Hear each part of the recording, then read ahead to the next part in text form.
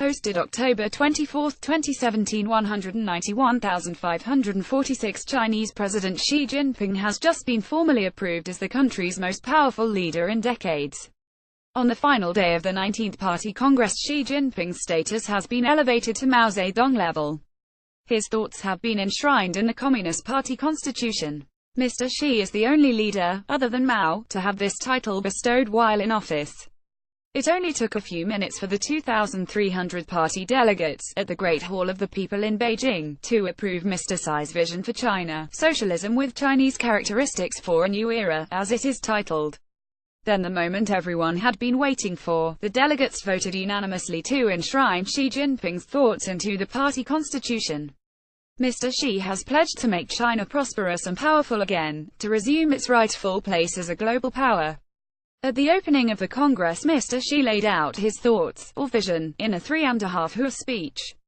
He outlined two grand objectives: from 20,200,000 in 2035, China will become a fully modern economy and society, and then by 2050 China will assume a great power status. Put simply, it is about making China great again, but the party with Mr. Xi on top is the absolute guiding and controlling force in this pursuit. Professor Joseph Cheng from City University of Hong Kong said it is Mr. Xi's final step to absolute power. He wants to be great. He can now claim his authority by people seeing him to be the equivalent to that of Mao Zedong, the founding father, he said.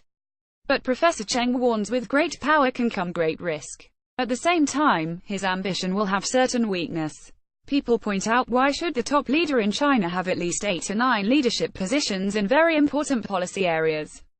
Mao obviously did not have to have that, he said. Xi is in charge of economy, which is supposed to be the domain of the prime minister.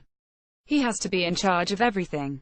When his power expands too much, other interest groups, other interests, other factions, other retired leaders, they feel frightened. They may get up against him. Many people are worried. Chinese historian and critic Zhang Lifen fears the dark days of Mao could return. He said Mr. Xi had already led the largest crackdown on dissent and biggest purge of the Communist Party since the Cultural Revolution, and he says there is more to come. Many people are worried because they have been through the times of Mao Zedong, and they saw the results when the power was over-concentrated. Therefore, people are worried that Mr. Xi has more power, he said. It looks like the ideology is going back to Mao Zedong time. The control on the ideology, freedom of speech and human rights is getting stricter and stronger. Mr. Zhang is one of a handful of critics left in China. Most have fled overseas or have been jailed. He said Mr. Xi's vision is one that people have never had a say in. I am worried whether this concentrated power will lead to dictatorship. We have to make a choice between a more corrupt regime of the past or the new dictatorship. It is a hard choice, he said. Whether we will have better options, we have to see what will happen in the future. The collective leadership style of the past two presidents Jiang Zemin and Hu Jintao has now been abandoned. In 2016, Mr. Xi won official recognition as the party's core leader and supreme commander of the national armed forces, placing him on a level with Mao Zedong and Deng Xiaoping. Now with his thoughts put into the constitution, Mr. Xi is on a par with Mao. Even Deng Xiaoping did not get this title bestowed upon him. Instead, the party constitution was amended to include Deng Xiaoping theory, not the greater thought, and only after his death. By contrast, Jiang Zemin and Hu Jintao's main theories, the three represents and scientific outlook on development, do not bear their names.